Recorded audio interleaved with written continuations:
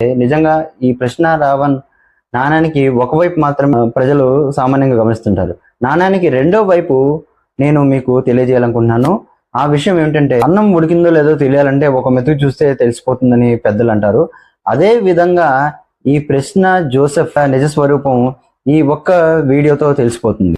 ఆంధ్రప్రదేశ్ రాష్ట్రంలో సంచలనమైన ఒక సంఘటనలో ఈ ప్రశ్న జోసెఫ్ స్పందించిన తీరు చూస్తే ఈ ప్రశ్న జోసెఫ్ యొక్క ముసుగు తొలగిపోతుంది. దయచేసి ఈ వీడియో చివరి వరకు చూడండి. ఆంధ్రప్రదేశ్ రాష్ట్రంలో అక్టోబర్ 2వ తేదీ 2025 సంవత్సరం ఉమ్మడి ప్రకాశం జిల్లా నేడు ఏదైతే నెల్లూరు జిల్లా కందుకూరు నియోజకవర్గం గుడ్లూరు మండలం దార్కానిపాడులో జరిగిన ఒక దారుణ సంఘటన. ఈ కందుకూరు ఘటనలో నిందితుడు ఎవరైతే ఉన్నాడో కాకర్ల హరిశ్చంద్ర ప్రసాద్ ఇంటికి వెళ్లి వాళ్ళ కుటుంబ సభ్యుల వాయిస్ ఈ ప్రశ్న జోసెఫ్ తీసుకోవడం జరిగింది. అక్కడ ఏం జరిగింది? కందుకూరు నియోజకవర్గంలో నిజంగా కమ్మ కులహంకారంతోనే ఈ దాడి జరిగిందా? వ్యక్తిని చంపేశారా? లేదా ఇది కేవలం వ్యక్తిగత వైరమా?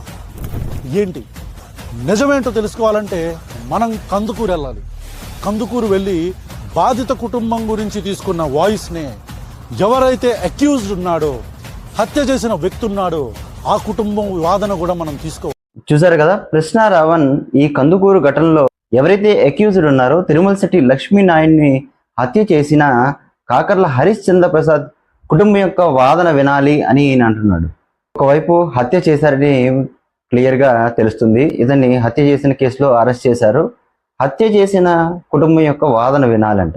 నిజమైన జర్నలిస్ట్ గ్రౌండ్ లెవెల్ రిపోర్ట్ కావాలంటే బాధితుల యొక్క వాదన వినాలి, కానీ ఇలాగ అక్యూజ్డ్ ఎవరైతే హత్య చేసిన వ్యక్తి యొక్క కుటుంబ వాదన వినాలి అనడం ఇది జర్నలిజంలో కొత్త కోణం ఈ ప్రశ్న రావణ్ కనిపెట్టాడు అనుకోవచ్చు.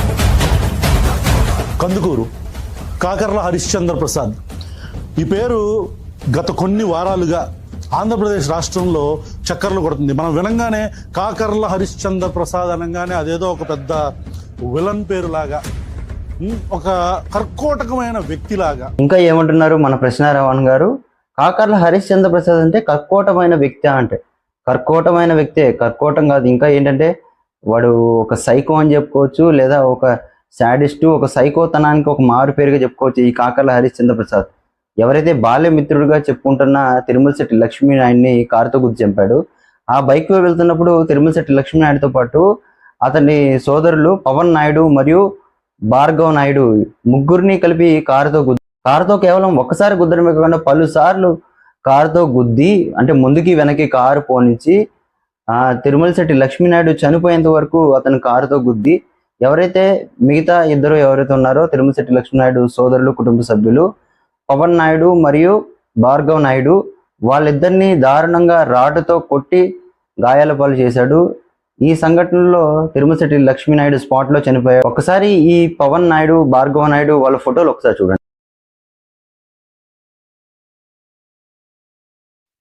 చూసారు కదా, ఒక అతనికి దవడైతే పగిలిపోయింది, ఒకవైపు ఈ దవడ వైపు అంతా పగిలిపోయింది, పళ్ళు కూడా ఊడిపోయినాయి. అంటే అంత దారుణంగా రాడ్డుతో కొట్టిన వాడిని విలన్ కాకపోతే హీరో అంటారా నాయన ప్రశ్న రావణ్?